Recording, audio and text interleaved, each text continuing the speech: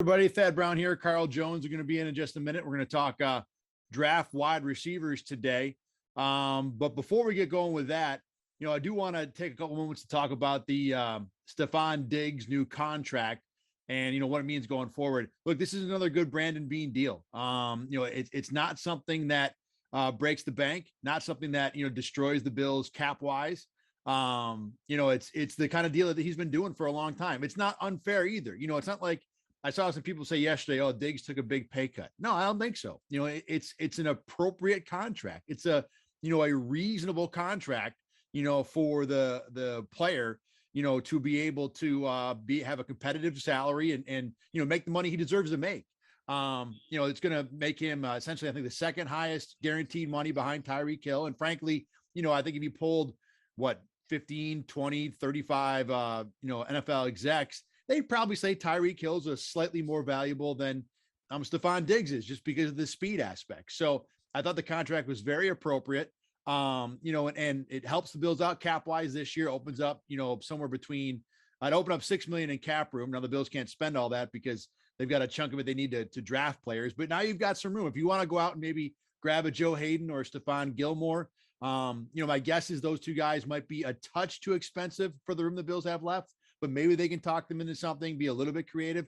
Regardless, now the Bills do have some flexibility, to make another move they have to. The risk here is the long term. I know people think of receivers as guys that can play, into their 30s.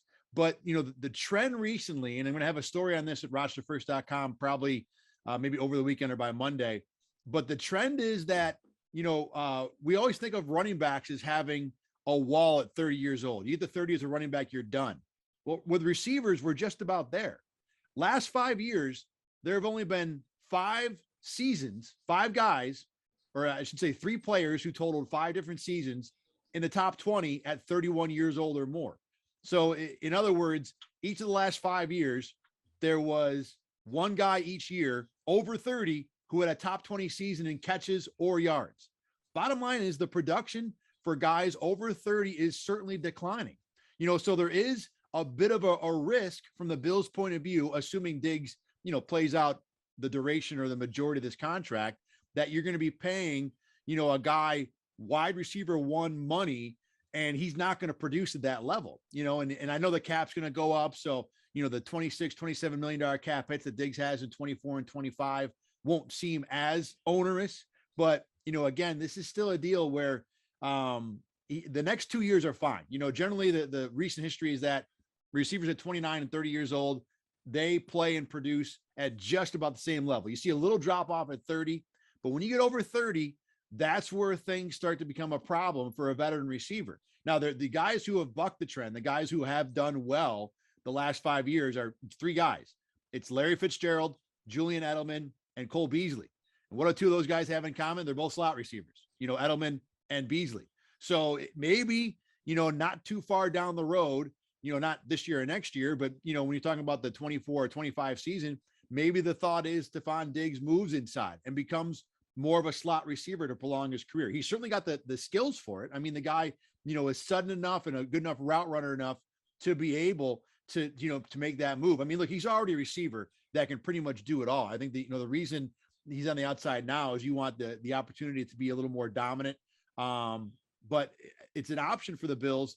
And maybe there's a happy medium in there somewhere where, the contract, the salary cap becomes big enough to where the money that Diggs is being paid doesn't look like you have to use that guy as a number one. You move him over in the middle and you keep him around, into his age 31, 32, 33 season. But, does any of that matter right now? Hell no. Right now that deal is about, having a receiver that is confident, happy, excited, paid appropriately, and ready to go for what I think are a couple of all-in seasons, this year and next year, about winning a championship. And all those things we talk about, what the cap will be, what the contract will mean in 3 years, what Diggs' role will be in 3 years.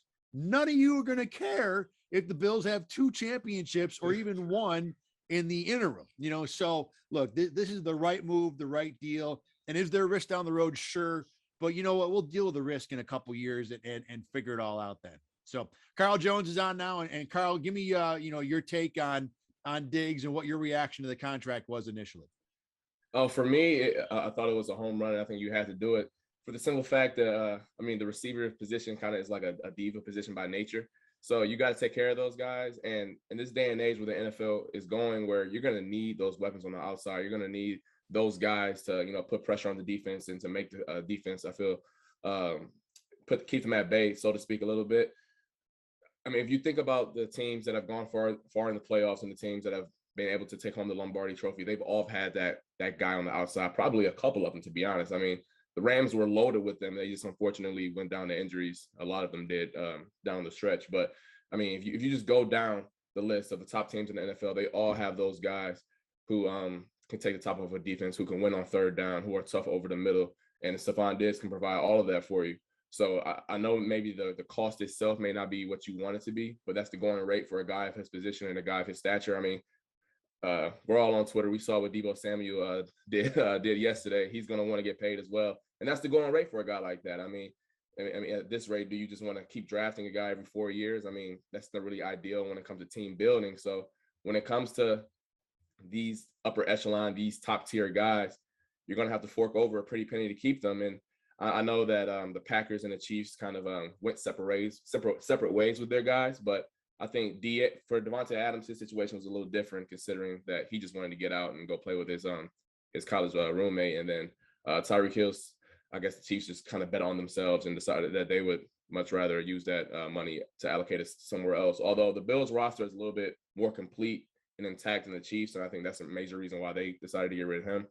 But I mean, if you're Brandon Beane in this situation, Diggs is obviously a really darn good receiver, top 5, wherever you want to list him at.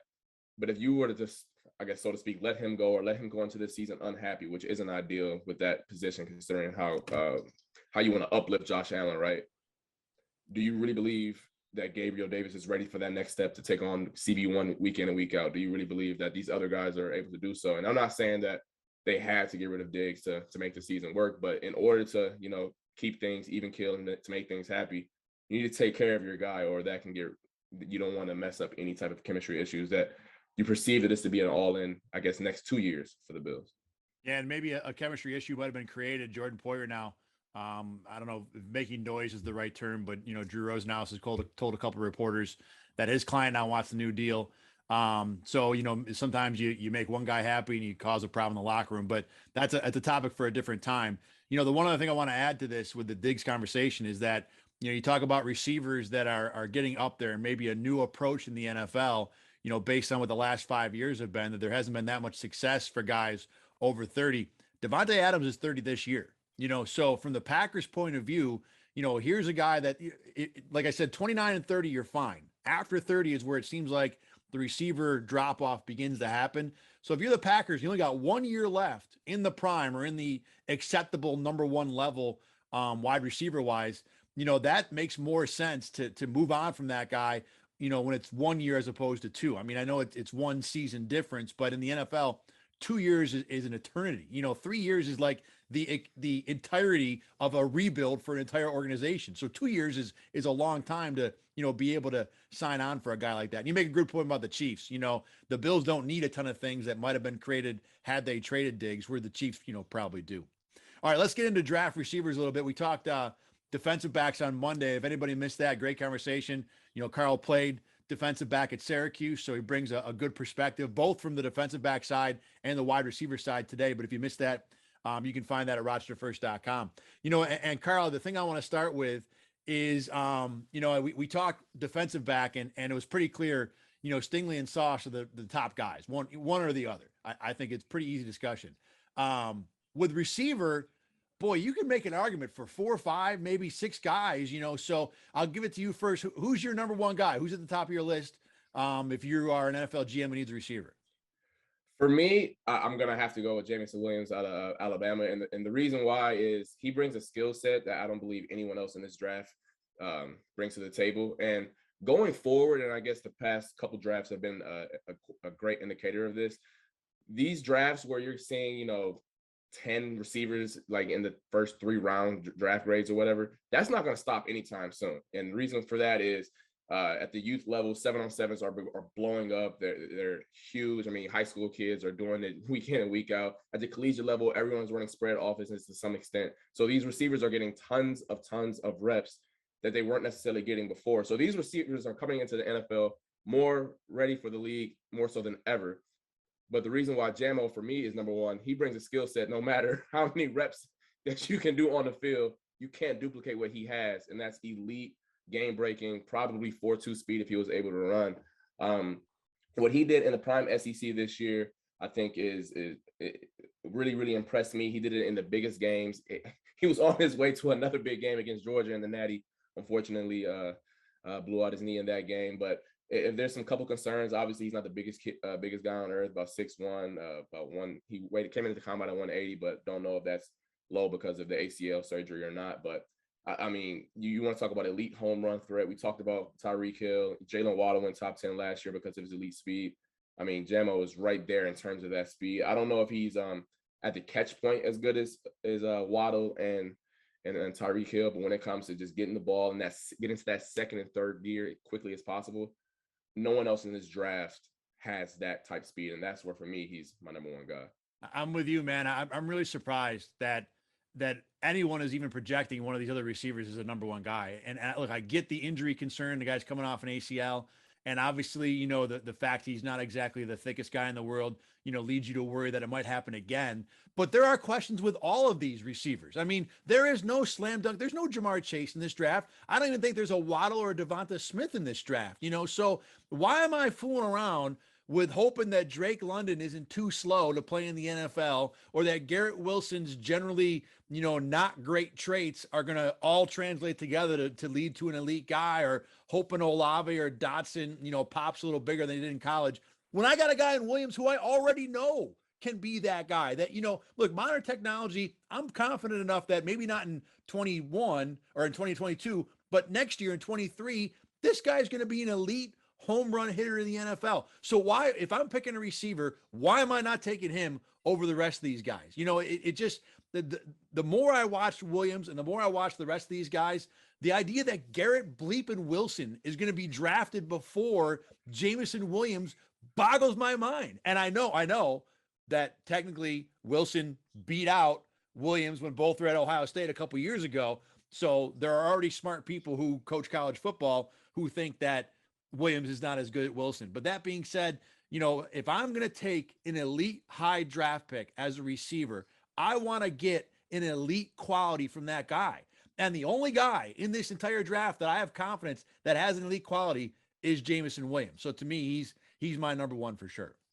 Yeah, you hit it right on the head. And I know for me personally, I watched Ohio State a ton, and I'm a guy who loves them and knew about Jamo before he got to Alabama. And this entire year, I was like, man, but he can't be as good as Olave and Wilson, right? He was behind him at Ohio State. But the more I watched them, and I think it is two things. One, he was behind Chris Olave, and they kind of play the same type of role, field stretcher. And Olave got to campus first. So you're asking, I guess, Jamo to play a different role at Ohio State than he would have did at Bama, where he's not himself. Asking him to run, you know, digs and different type of routes that may not be conducive to his skill set. You may not have seen him pop. And then also, he just flat out got better. I mean, it's okay to, you know, get in the lab and continue to get better. And he did things, once again, in the SEC West, which is the best division in football, that is unheard of. And he made SEC DBs look slow. So I think we need to put that in perspective a little bit. He isn't just doing this, you know, any other conference. He's doing this in the best conference week in and week out. And it took me a while to come around to it. I know I see Sean Crawford in here, who we used to argue about this all the time about Jamo and how he was his big guy for the longest time. And for me, I was like, maybe I'll take the OSU guys. But now, the more I watch him, when you see that speed, you can't teach it. And I'll hone in everything else when he gets to the league. Give me that elite speed from day one. Well, you just to kind of wrap up the Ohio State, you know, what happened their point, how many people now are talking about, wow, Olave, Wilson, you know, first round pick. But the general thought is that Jackson Smith, and I can't say the third name that he's got there, that he's the best receiver there anyway. And he, you know, he's not in the draft and wasn't one of the really top two guys at Ohio State last year. So I want to move on now to the Drake London, who I think is maybe the enigma of the first round wide receiver wise. And the reason is he's a monster. He's what, 6'5", 6'4", bigger than everybody else for sure. Plays like it. I mean, just a 50-50 catch monster. Really good at the catch point, even surprisingly good after the catch. But this is an era of receiver where we're kind of seeming to move away from the big 6'5" guy to the, I'd rather have a 5'11" separator than a 6'5" guy who's going to, post up somebody in the end zone. But London has enough of the other categories that, some people have him, number one on their draft board when it comes to receiver. The comp I've seen with him that is the selling point for London is Mike Evans. So when I watched London the other day, I watched him for a while, and then, let me go watch Mike Evans in college at Texas A&M. I thought Evans just had slightly more juice in college than what London has. Just the escapability, the breakaway, the speed. And obviously London hasn't run a 40 yet. And there's an obvious comparison we can make there when he does run it. But I get the London interest, and I wouldn't hate it if someone spent a top 10 pick on him or a top 15 pick on him. But, this is a guy that I don't think is going to be able to dominate in the NFL like a guy that size could have 5-10 years ago. Yeah, and to hit back on his traits a little bit, he literally plays basketball out there on the field On the USC team. Yeah. You could tell that he was a pretty good basketball player by how he plays. But I mean, it all depends on how good you think his fastball is. I mean, we talked about this a little bit off air. His fastball is about as good as it gets, but how fast is it in the NFL? Is that a 102, 103 that he's coming to the field with, or is it 97, 98? And if that's the case, if it's that, I don't want to say slow because I can't throw that fast, but if it's 97, 98, I mean, I don't know how that's going to translate to the next level. But I mean, if you want to, I don't know if I feel comfortable taking him that high, considering I don't know if the other aspects of his game warrant